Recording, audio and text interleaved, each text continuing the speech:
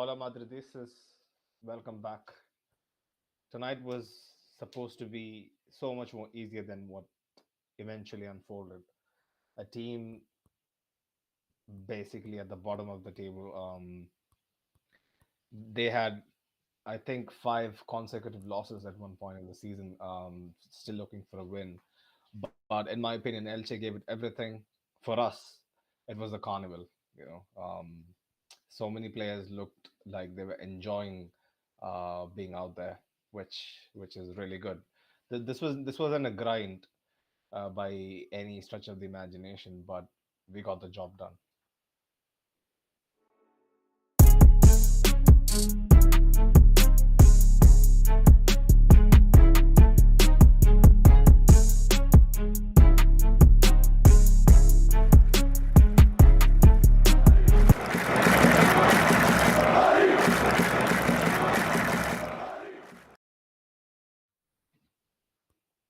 And we're back. Hola Madridistas, welcome back to another episode of Let's Be Real podcast. Before we get into this, if you're watching live, if you're watching it later, if you're listening to us through audio platforms, please remember to subscribe and like this video. It is imperative that we mention this from time to time. I forget it completely. I used to be a huge naysayer of asking for subscribers, but at this point, over a year into this dream of ours, it will actually be a lot helpful if you could, feed the algorithm with what we do. It's only if you guys reciprocate it with likes and subscribes, we'll be able to, kind of be motivated to keep this going and bring out much better content in the future. So yeah, appreciate it. Love for the love. All this is pleasantly surprising because when we started out, we didn't expect to get this much love, honestly. But yeah, getting into the thick of things tonight, like I alluded to earlier, wasn't meant to be a slog, but Real Madrid and our team, it kind of makes stuff difficult even when you think there's no leeway for any sort of mishap to happen. But funnily enough, it was VAR who was the MVP of tonight, basically, taking all the attention. Jacob, you were about to say something. No, I was just about a plot for VAR because it made for a really funny and exciting game, even though it was a really dominant performance by us. So these little moments of fun and camaraderie by the players was really good to see. Mm. This was a stark contrast from our El Clasico, at the weekend where there was so much at stake, so much pressure to actually come out on top. Tonight was some more of a celebratory outing, especially for Benzema, and unfortunately Thibaut didn't make the team sheet, but the guy who did yet again, uh, stakes a claim for another contract renewal. He was splendid. I was very impressed with Lunin tonight. Like there's a lot to go for him to reach the levels that Thibaut has reached, but like it is a time taking process, and Lunin looks really promising. But yeah, man. Apart from that, Elche was bound to be an easy trip, but they fair play to them, and they gave us a tough time for bits in the first half, and especially in the second half where they kind of stepped it up. And the opening few minutes of the second half, we looked very nervy. Um, but yeah, VAR taking off every goal one after the other didn't do our confidence any favors. But most of them were rightful decisions. Like you can't exactly blame VAR for chopping them off, but uh, we have all seen football for long enough to know that like when things don't exactly go your way, the frustration piles on, and eventually you you more often than not tend to hit brick walls. But uh, kudos to a team to kudos to a team for actually fighting it through, and also Carlo Ancelotti. There was a point in his tenure at Real Madrid, like we used to blame him for being very predictable, but you could see even with the lineup on paper tonight, we set up so much more differently than most people expected. Um, yeah, let's get into it. Jacob, I want your honest opinions of the lineup and how we actually fared against a below average Elche team, but La Liga superiority at stake. Like we could have we have gone 6 points clear of Barcelona, and a draw would have been very costly. But yeah, man, Lunin at goal. Thoughts? Well, there was no surprises there, right? Lurin was always bound to make this easier kind of game. And props to Ancelotti, like you said, he went for a really attacking lineup right off the go. So what we usually saw from him before is that he likes to put on a more stable team at the start and then try to bring on more attacking players when things go to shit. Uh, Chaos towards the end. Yeah. yeah. No, but here, like we got off on the right foot, and yeah, it was all good decisions. Mm. No, I was actually asking you about Lunin though. Like Oh, how do you feel like his his overall one of performance. his Yeah. yeah, one of his last few games, we gotta remember because Thibaut's coming back very soon. So how did you think he fared tonight? I mean, like, let's just say this, like, even if Thibaut doesn't come back for a couple of weeks and he just takes his time to recover, like, I wouldn't be worried about starting Lonin because he has been rock solid. Hmm. Maybe a bit shaky in the past couple of games, but this game he never put a foot wrong. He went out of his line to collect the balls. He was good at the corners, punching the ball out, and made a really couple of good saves.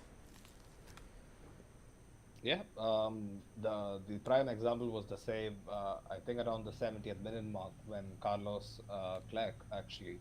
Uh, I don't remember who the cross was put in by, but it was a brilliant ball. Like It was Palacios. Palacios, right? Yeah.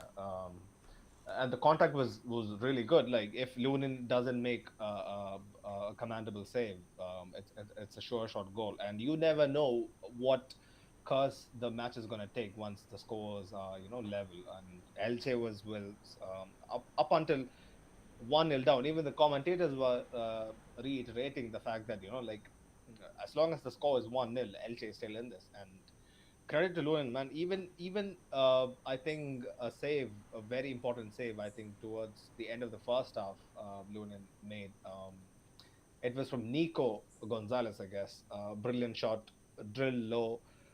He had to dive to his left, and yeah, man, Lunin looked comfortable, very commanding today, especially on set pieces, um, I mean, free kicks into the box, crosses into the box. Lunin looked very comfortable, and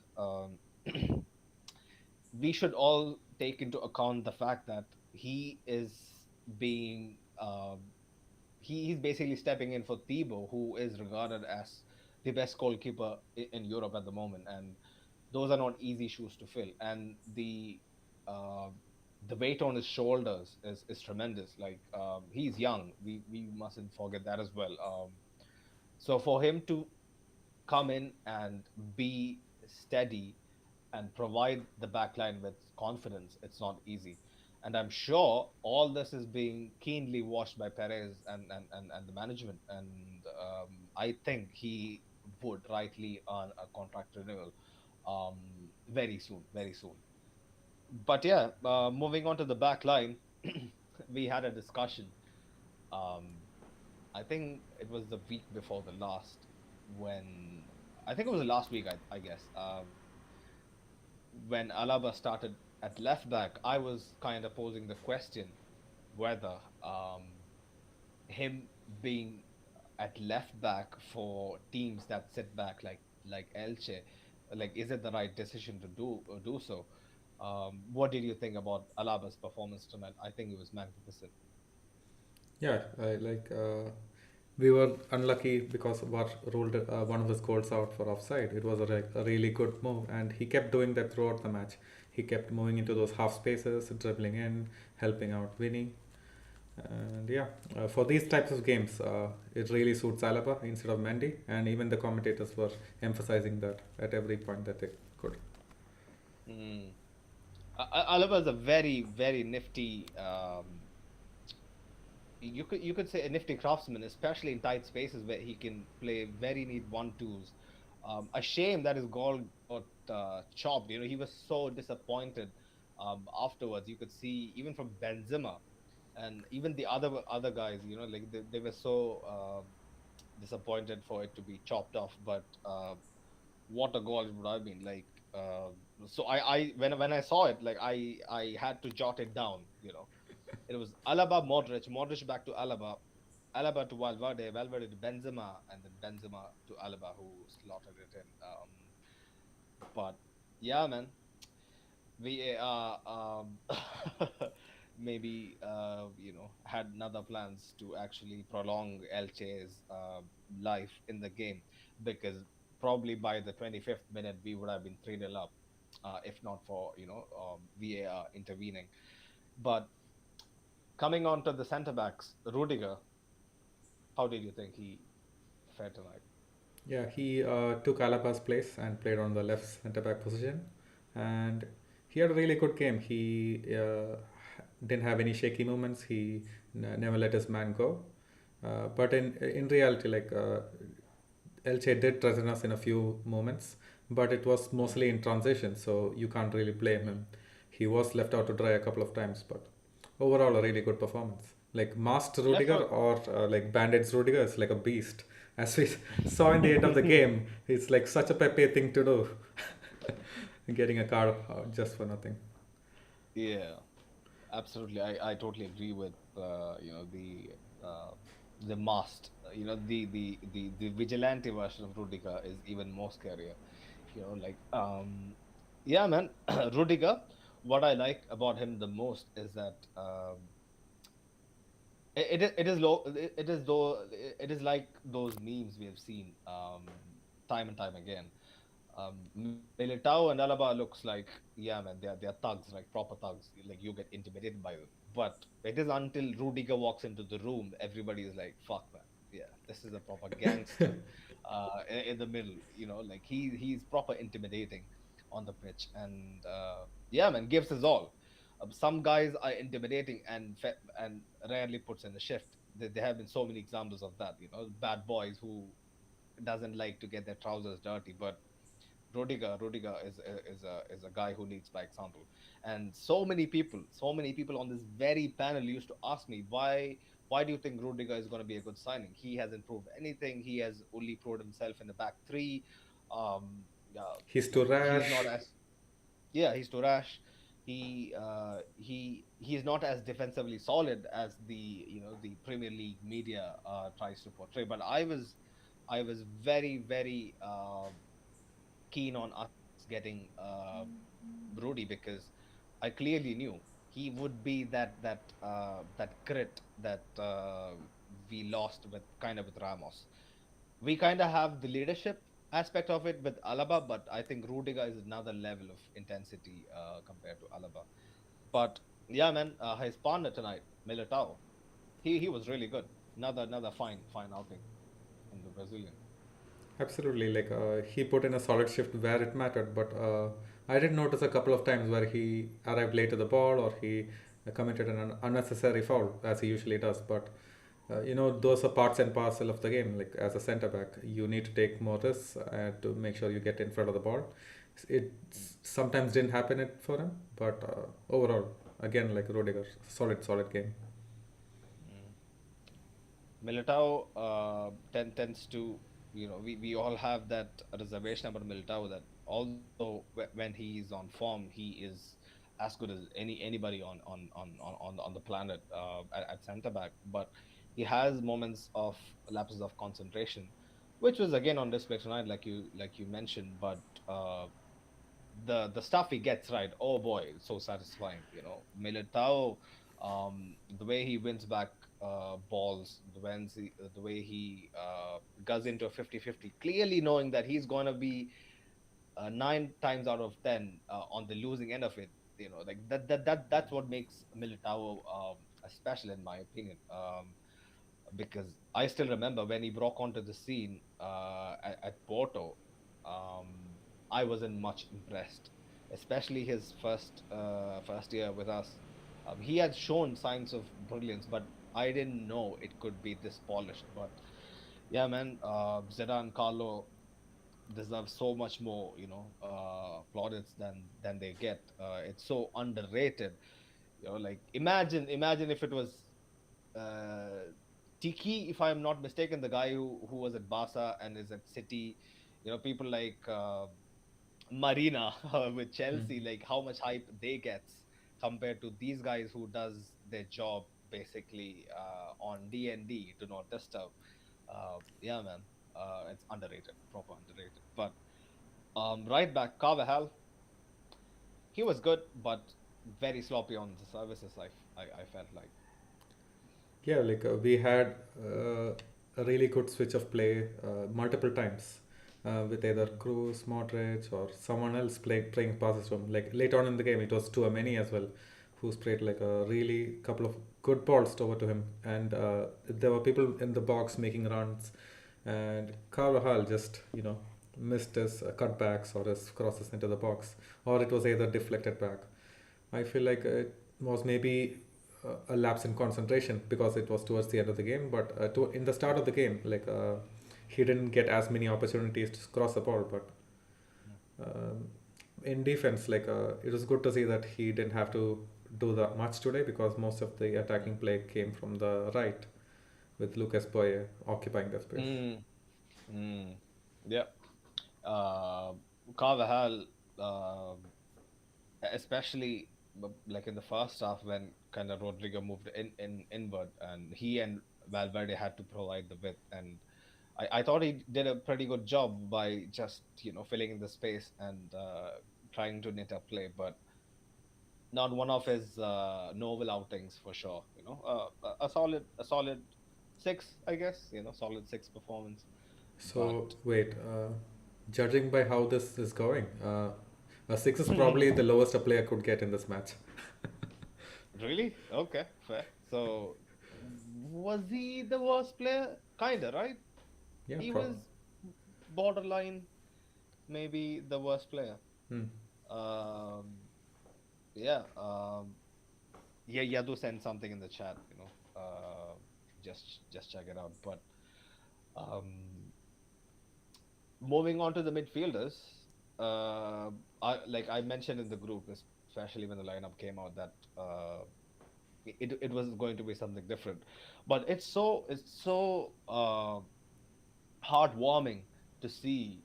Uh, I still remember 2 years ago, I was at a point where I thought Real Madrid is of no return, whereby the old glorious days have kind of came and gone. We'll have to completely rediscover the way we um, basically navigate the transfer market, navigate contract renewals. But I don't know if you saw the El Clasico preview. We were addressing how Barca was going through the revolution while we were kind of moving through a phase of evolution. And I'm so glad that like we have this gradual evolution with a kind of a similar group of players, like with a few new additions wherever necessary. And yeah, man, the point I was getting to was 2 years ago, I never thought that we could have so many varieties and so many selection headaches and so many tactical tweaks from game to game without losing much steam. And tonight was another, tweak that was really pleasing. And you could see, like, although Elche isn't the best of opposition, you could clearly see that players were, super engaged, stimulated. You could see the grins on their faces. And oh man, I'm fucking enjoying this. I wish this game never ended, kind of vibe. But The midfield, man. Let's start with German sniper Tony Cruz, who I think had another fantastic outing. And he's in the best form of his life probably for Real Madrid. Like single-handedly, like he is able to win games, like control stuff. Like This is my last season, like we were all doubting him, and he mm, has completely turned it I around. was Yeah, biggest critique, especially first half of the season. I was like, Farouk, like Farouk, whenever he gets a chance, he makes fun of me. Basically, bringing back the famous old quote, these guys don't have legs. But apparently, he has more than a couple, to basically get the job done. yeah. Like I don't understand. Like where does he find the energy suddenly? Like it was all missing last season, and this time, like he's doing the defensive part of his midfield work as well. Mm, Amazing. mm. Seriously, it's so underrated, right? Like when you're basically attacking and you see Tony Cruz kind of hovering and looking to anticipate where you're gonna go, you would think, nah, man, the guy with the lowest probability, I mean, probably the lowest athleticism on our midfield, right? Like you could say that. Could you say that? Is Cruz the least agile, maybe, probably compared to I would say, Chouameni, yeah, he is Modric, deceptively or nimble sometimes, but yeah, he yeah, yeah, compared he to is, the he is, rest, he is. compared to the rest of them, yeah, he would be the least agile. Mm. A very good point that you said. Like he's, like very nimble at points you had least expect. But yeah, like when you see Cruz kind of trying to defend, you would have the confidence to get past him. But out of nowhere, he puts a foot in and boom, the ball is like stolen away from you. But yeah, man, that's what makes him very special. That people time and time again try to write him off. And my only worry this season is gonna be, especially with his steadily rising performances, is that like he might feel like calling it a day if it turns out to be like one of the best seasons of his career. I just hope that he is left wanting for more. Not quite there yet. Like you feel like, maybe one more season. That is just me hoping and being wishful. But yeah, man, Cruz, I think, should be locked up and not be allowed to resign. We wouldn't do that as a club. We, like I had mentioned this so many times, we don't hold anybody captive, but it might be a case of what the club and Cruz decides to do. But at this moment in time, do you think he is the best midfielder in Europe now? I can't think of anyone better at the moment. Oh, why can't you think of anyone better? Come on, put on your Premier League bias cap, and you have so many players to pick from. Bernardo Silva comes to mind.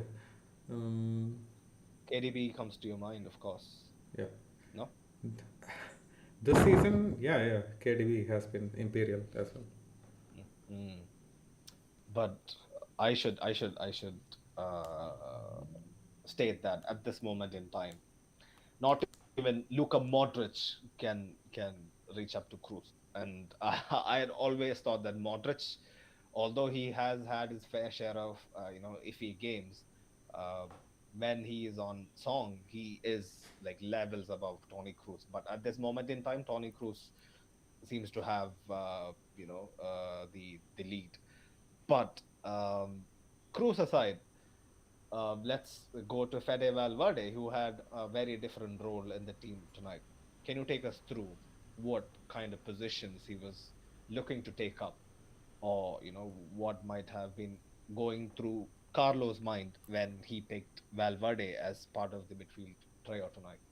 Well, I'm sure as Elche players found out, like you just couldn't figure out Valverde's position in this match Mm, because a lot of mm, players did have fluid positions, especially mm, with the front line, and mm, Valverde was certainly a part of that. In attacking phases, while a lot of the play was focused on the left side and the middle, he tends to drift outward and and wait for a switch of play. When he wasn't doing that, he was dropping back, helping out Cruz and Modric keep possession, and just mm, letting the ball run. mm. He's so tactically flexible. He is basically the manager's wet dream. Any manager's wet dream. You can deploy him at right back. You can deploy him at right wing. You can deploy him in midfield.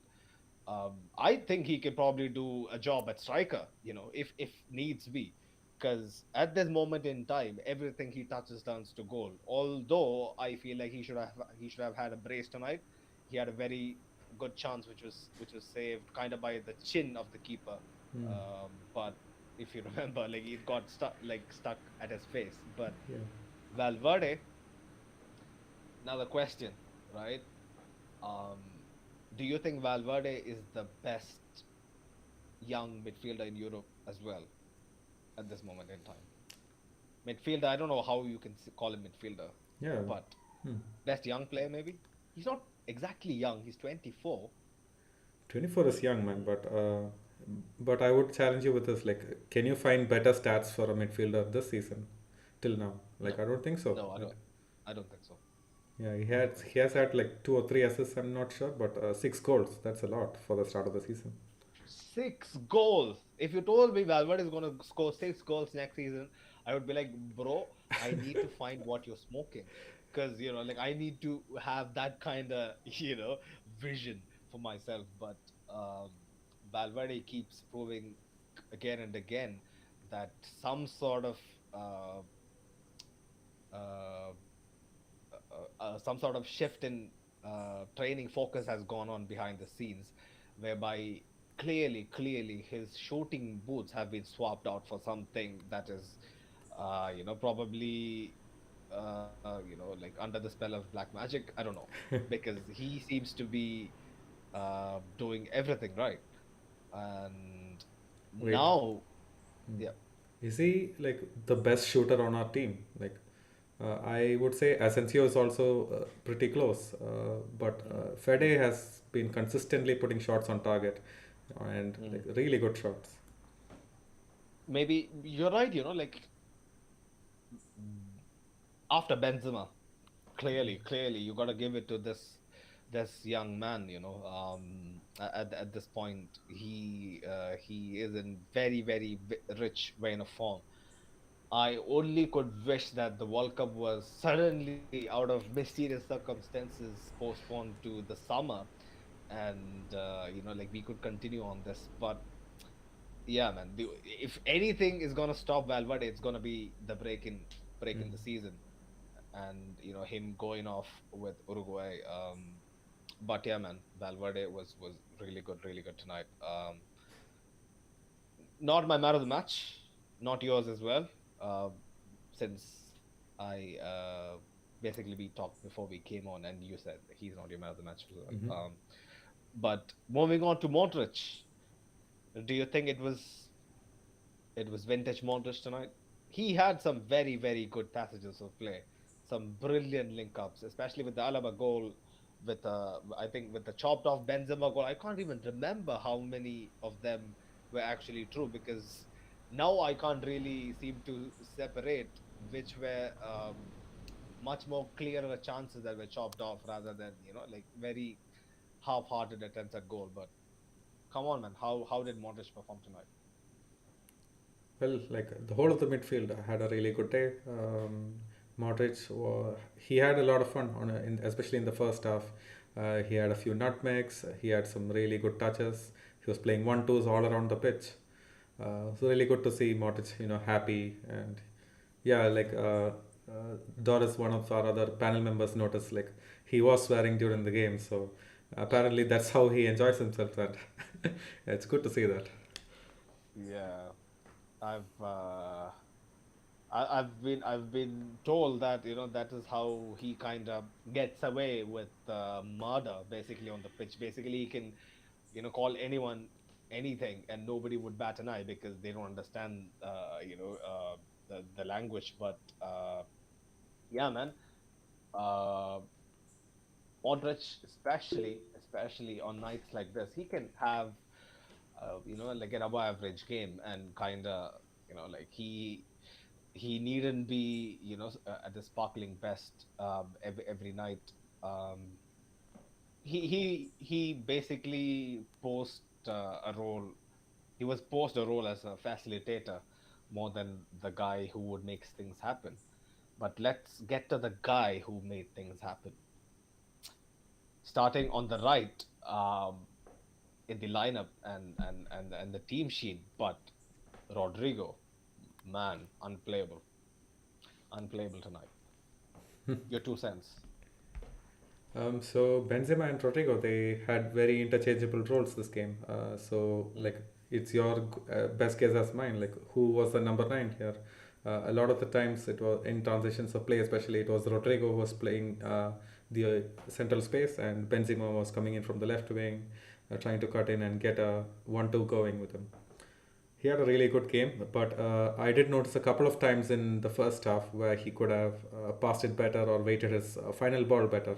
That was missing mm, a bit, but mm, he did get two assists. Like in the end, his final balls were good. mm. The first goal, I mean the first assist he made, the Mhm. Benzema goal in the second half. Um, the commentators were saying that, and then I paid attention. Obviously, in when the game is going on, you can't notice too much about what expression players are having. But the moment that Rodrigo makes the diagonal run, the commentators mentioned, Omar Mascarell had a weird grin on his face that Rodrigo is doing this for Benzema, and right on cue, Benzema is there, to kind of slot it home. This is a carbon copy of a goal that we have scored, so many times over. Still, it doesn't get boring to watch it. It's so satisfying, and that link up play is surely gonna come clutch, especially later stages of the Champions League where we need a plan B. um Last season, like, he was a very effective, efficient plan B. I hope this kind of new venture into playing as a second striker or a number 10 brings more weapons to the arsenal of our attack. But yeah, man, Rodrigo. See, this is the question I'm gonna pose to you. You know that I have a clear bias, right? I have a very clear, blunt bias about Rodrigo. But I'm man enough to actually admit it. Like, I don't have a problem with it. But I'm gonna ask you. Um, we could all see it was Vinicius's breakout season last year, right? So far, do you think it kinda is brimming on the surface that this is gonna be Rodrigo's breakout season? Well, good to know about your man crush, Sunir, first of all. And yeah, like he has carried on his end of season form to over to this season, Yeah. because I remember parts of last season where like we were dreading to see Rodrigo on the pitch, because he didn't set out to be more adventurous like Vinny. He was just there to provide width. He was just there to put in that final ball. But this season he has been given the opportunity to express himself further. He has been allowed to do a lot of flicks, dribble on his own. Like even on the in the first half, he had a good shout out for a penalty, and apparently VAR didn't see enough of a contact to give it. But that was a really The good dribbling two sequence. players basically Yeah, sandwiching him, right? Like, yeah. what the fuck? And it was really surprising why VAR didn't even consider it. Mhm. But no complaints Ridiculous. overall. Like Mhm. so, yeah, like he has switched up and really turned over a new leaf and continued his form from last season. So let's just hope he continues like this beyond the World Cup as well. Absolutely. I mean, you rightly mentioned that, like, he has definitely added layers to his game, which was clearly lacking up until last season. Um, I think that this has to again be given credit to, given credit for, to Ancelotti and the management, because they clearly knew that he is not Vinicius. The fans could see that, the players also could see that, but we have always reiterated that this guy's calmness and composure, especially in very tight situations, is second to none. his maturity on the ball, how he knows what decision to make when. Uh, I think, like the maturity he shows on the pitch goes beyond his years, and it is something that can't be, coached, in my humble opinion. Like it is natural instinct, and I like how Rodrigo has that instinct, as to know what positions to take up, like what kind of weight you need to apply to a certain pass. Very, very, very impressive. I know it's slightly biased, but he is my man of the match, and I hope it is yours too, Jacob. Yeah, as we were discussing, like I have no complaints to him being the man of the match. And but who do you think would be a close second for the man of the match? Would be it is Everyone had a good game. Everyone had a good game. It is a kind of a punching contest between Benzema and Fede. But in my opinion, Fede dropped off too much in the second half. He wasn't as much as involved. Probably would have been a tactical tweak. We saw that, like Modric was hooked, Kroos was hooked, and probably he had to kind of take a more reserved role to shore things up. But yeah, Benzema or Fede, close second. What is your opinion? Who Yeah, I kind would of go comes for second? Benzema as well because throughout the game he was having fun. He was so integral to our link-up play. Like he probably combined for a 1-2 with almost every player on the pitch today. It's almost like a mini game within a game, right?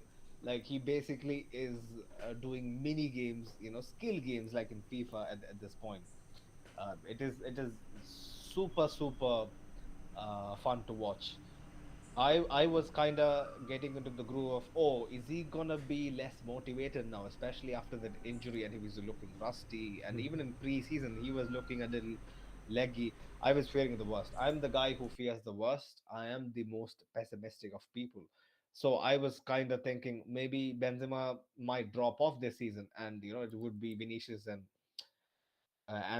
Co stepping up. But you could see clearly tonight he is back to his like peak sharpness. Do you think now? Yeah, that goal in the El Clasico really helped him. Looks like because he's looked really confident since then. Even that game, he could have had a goal or two more. Mm, Um, mm, so yeah, it's good to see that he's found his shooting boots back.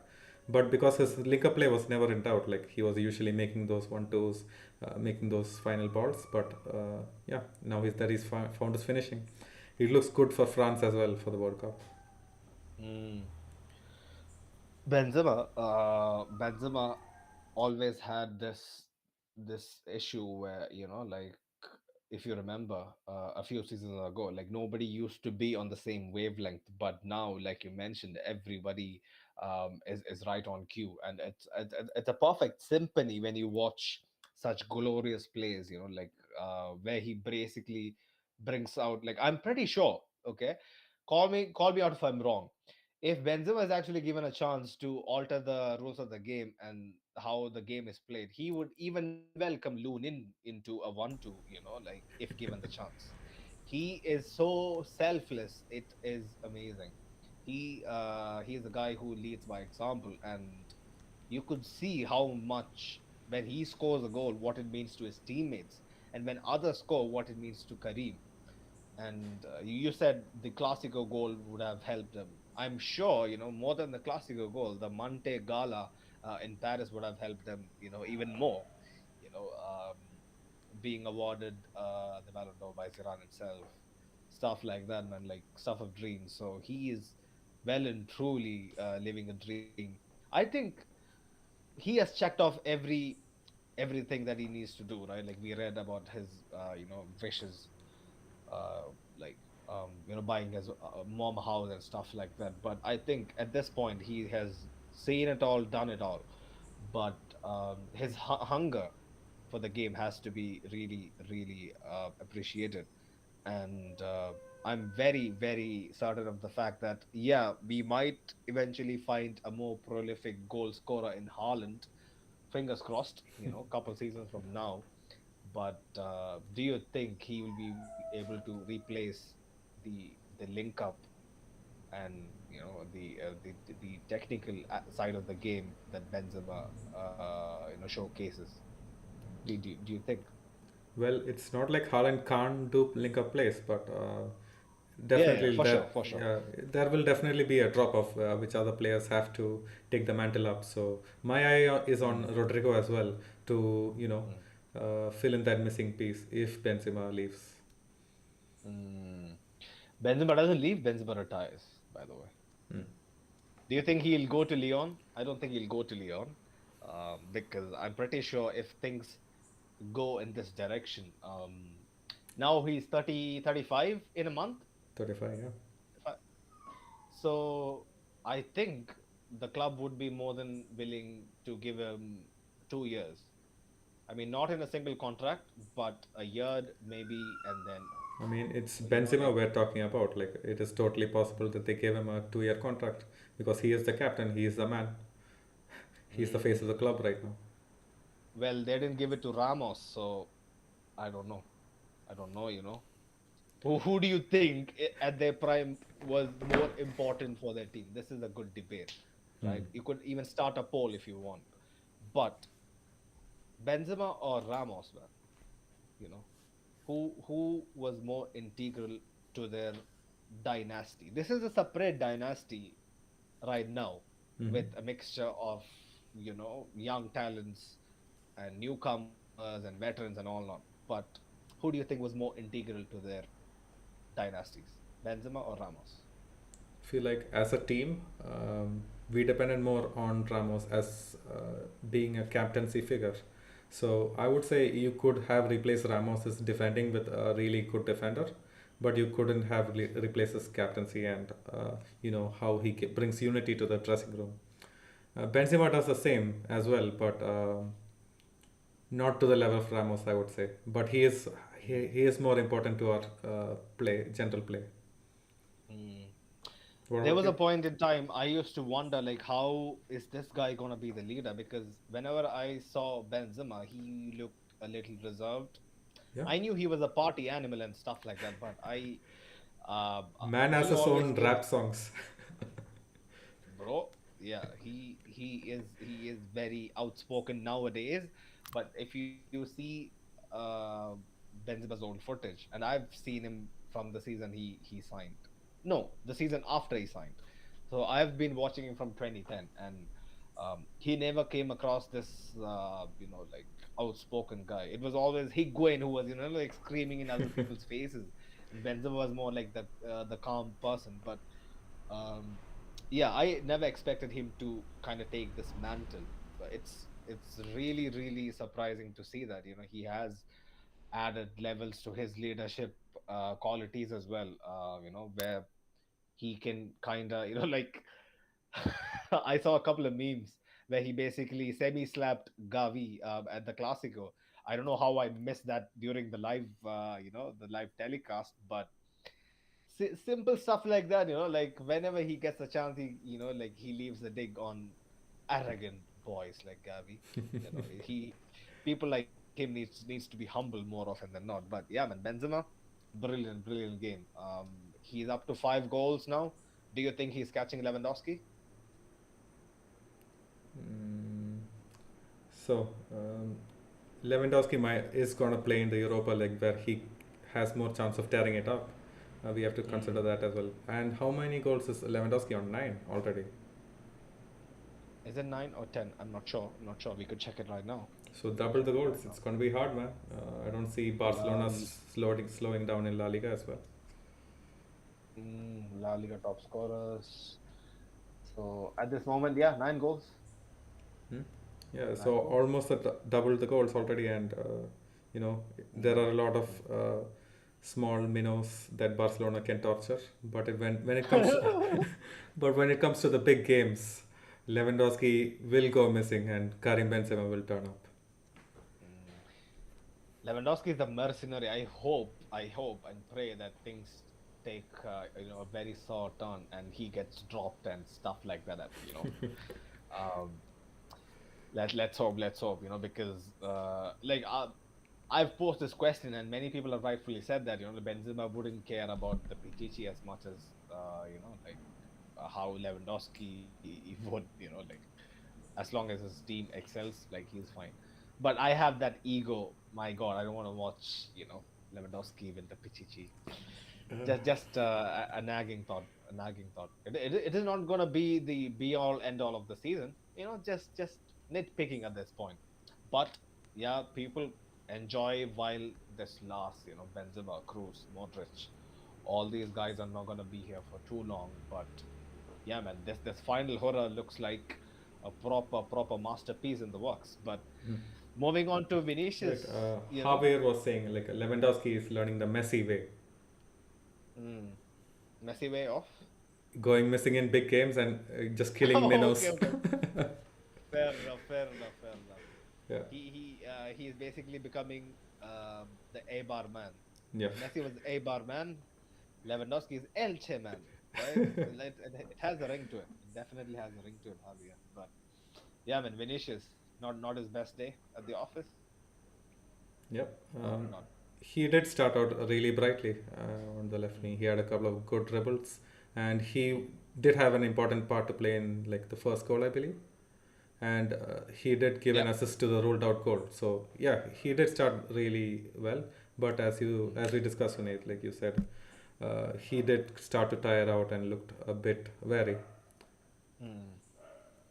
Can you really blame Ancelotti for not rotating him and bringing off, the uh, ever important, the almighty Eden Hazard? And what can he do?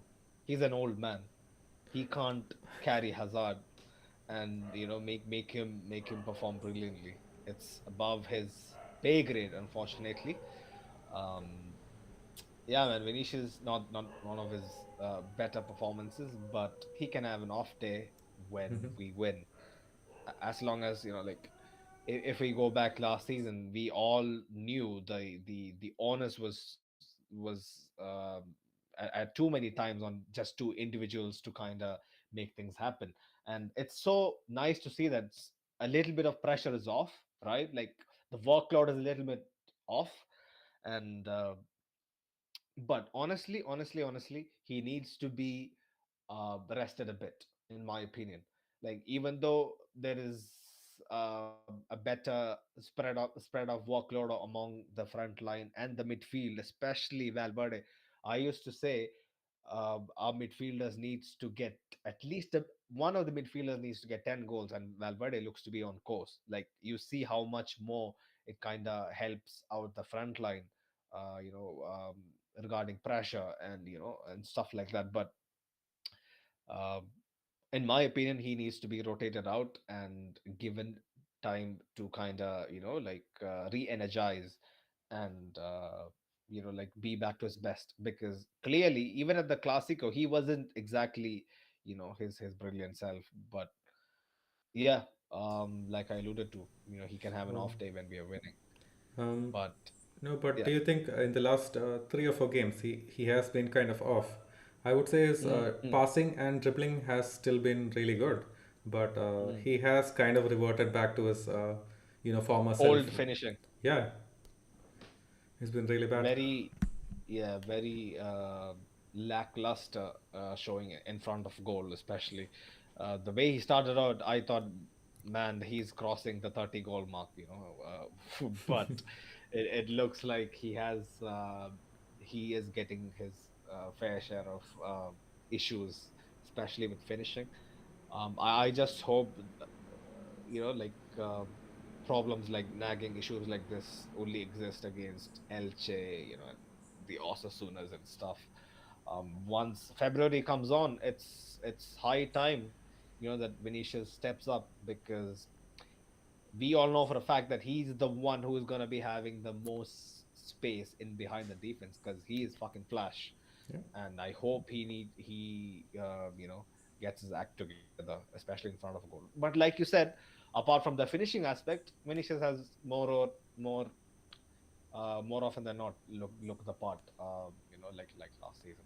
But the subs, man, quick run through the subs. Kamavinga looked neat, nothing special. Probably had a couple of brilliant dribbles, like the ref completely waved it off. I don't know Mm-hmm. why. But did you expect Kamavinga to have a much more prominent role this season, Jacob? Yeah, starting out, like it looked like this was gonna be Kamavinga's year as well. Uh, but it Mm, looks like Ancelotti is trusting the more mature and experienced to Ameni. And fair play to that. I feel like Kamavinga starting has been a disaster this season. mm. Disaster. Harsh words. I I I must kind of half agree with you.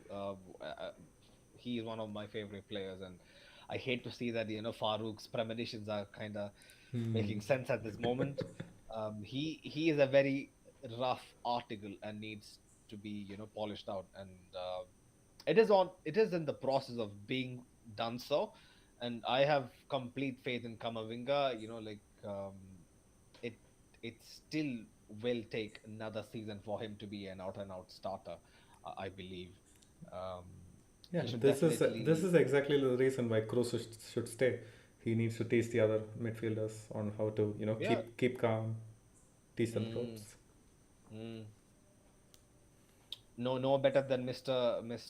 Uber Cool himself. Cruz definitely. Like I think the management is gonna kind of brainwash him with that narrative for sure. Like I'm pretty sure.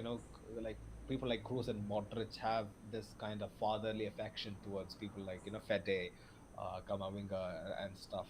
And yeah, this is something where we can emotionally blackmail those two to like renew and keep renewing hopefully.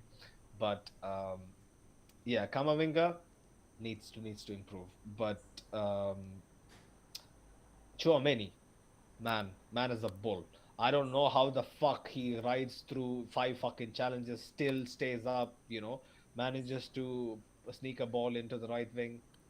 He looks very very imposing. I used to have my reservation about Chouameni that the French league is not the best of leagues to kind of ascertain the levels of a player, but Chouameni looks 80 million worth, right? Yeah, To especially Liverpool. today coming on, like I was expecting Mm, him to have a more reserved role since mm, Modric left, and then Cruz was going to take up the more attacking side. But what we saw mm, was like insane. Like as you said, like those couple of challenges, and even getting to like second balls or loose balls, you would feel like mm, to Xiaomani, he doesn't have that pace to get to that ball, but just because of his sheer strength and body power, he manages to get there and get possession, keep it rolling.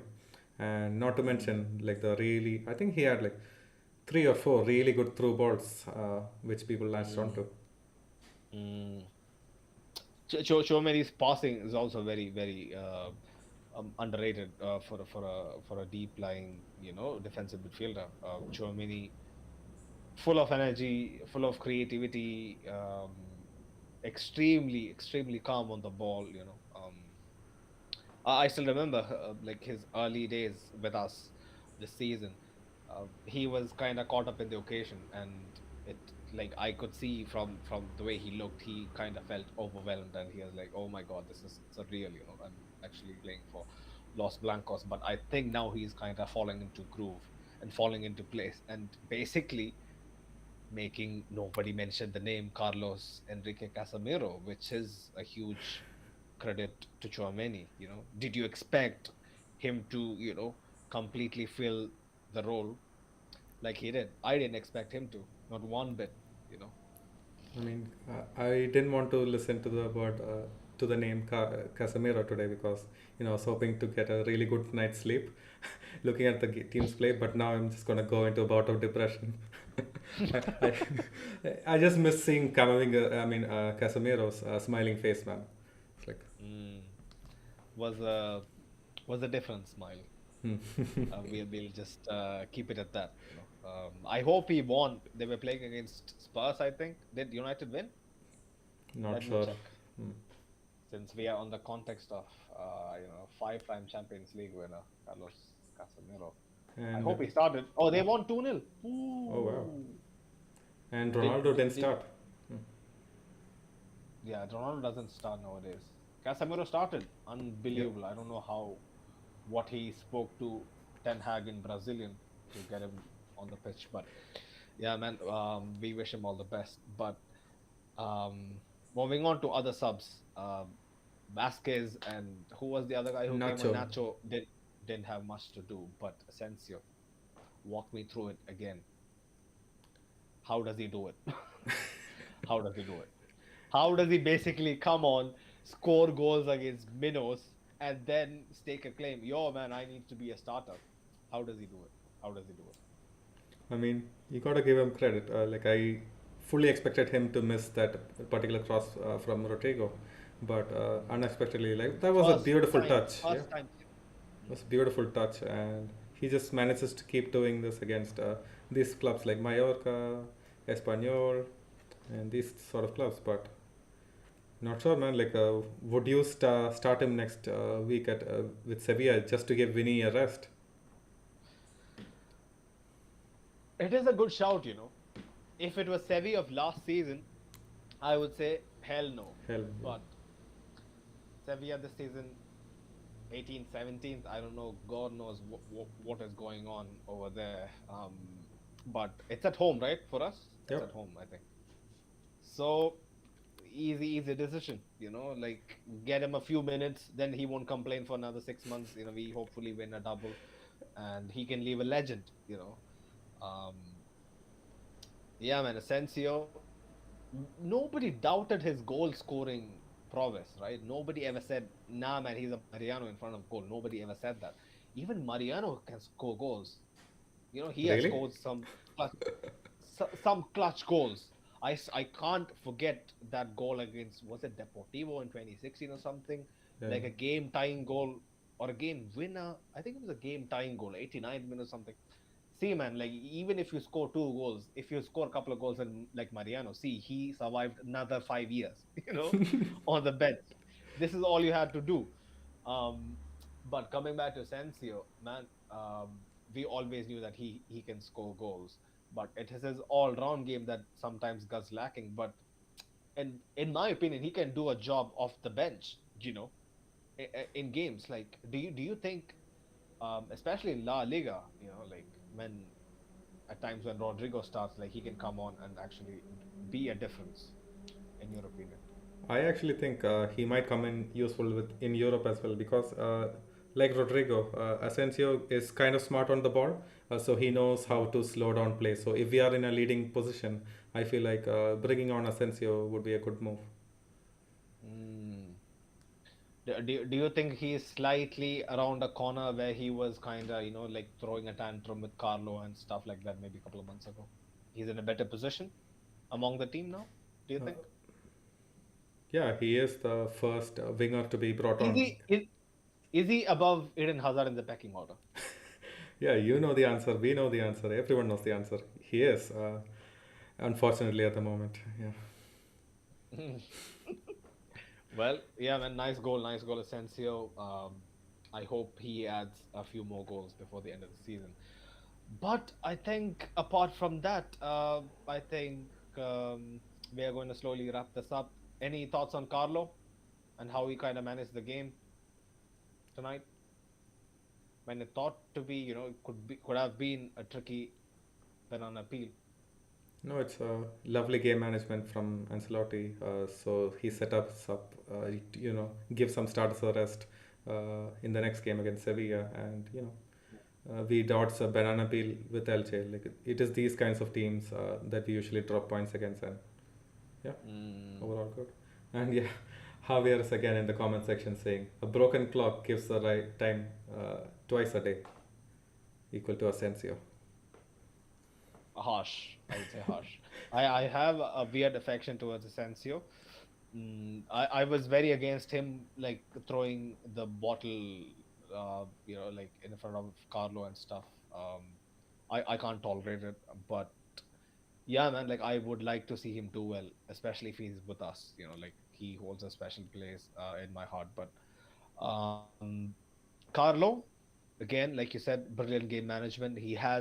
I think his son has bought out that extra layer of versatility to proceedings.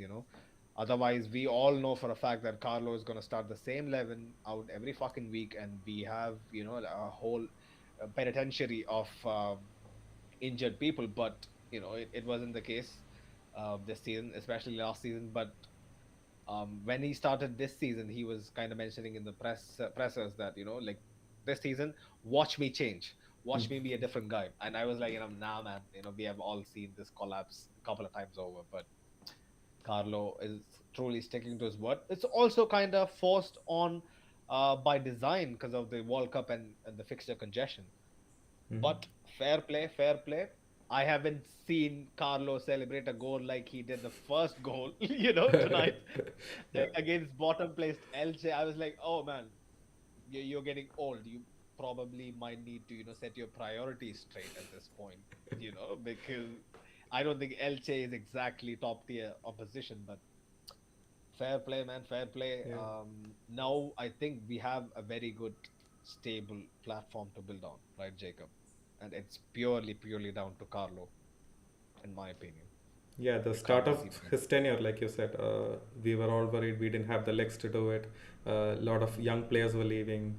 We were still sticking to the old, and we saw no way back. But Mm-hmm. he has completely given us a really good, stable platform to reach even better heights than what we had last season. Mm. Yeah, I can't like disagree with anything. Carlo is slowly and surely becoming the true embodiment of Madridismo. I mean, he is an AC Milan legend, more than a Real Madrid legend. Especially played for them, he won a Champions League with them. But like he is slowly going up there with the Miguel Munozes and Bernabaus and Zidane's at this point. But yeah, hope we get the job done against Sevilla. We keep this going. Are we 6 points clear as we speak We are of Barca? 6 points clear. Sweet. Woo! Let's win a La Liga back to back. I know it's very early, but we don't have a good record of winning consecutive La Ligas in the past 15 years, I believe, and now is the time to set this straight and send Xavi and his bemoaners back to their graves. It's high time. It's high time. But yeah, I mean, any closing thoughts, Jacob? No, like it's been a really good night, and I just want to go to bed and hope for the best for Sevilla. Like let's just hope they don't turn into the Sevilla of last season and give us a really hard time. Isco is gonna be up for it. Hmm. Isco's gonna be up for it, so we gotta be, wary. But yeah, man, I fully believe we can get the job done. But yeah, until next time, people. But before we go, sorry, housekeeping. Check out Real Madrid Committee. Links in the description. They have been our partners throughout this journey. They run a brilliant fan page on Instagram. Um, yeah, like keep an eye out on our socials, especially on Twitter and Instagram for polls and artworks.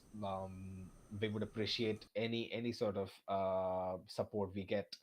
But yeah, man, it is of prime importance that if you enjoy what we do, like the video, subscribe, and turn on the notification bells on, because we all work from different places. We are all in different time zones, so sometimes maybe a preview or a post match or any content might get pushed a couple of hours ahead, or like it could be pushed earlier. So it is best if you turn on the bell icon and you get to know and you get notified as soon as like we put out a live schedule. But yeah, love for the love, people. Until next time, hala Madrid. Hala Madrid.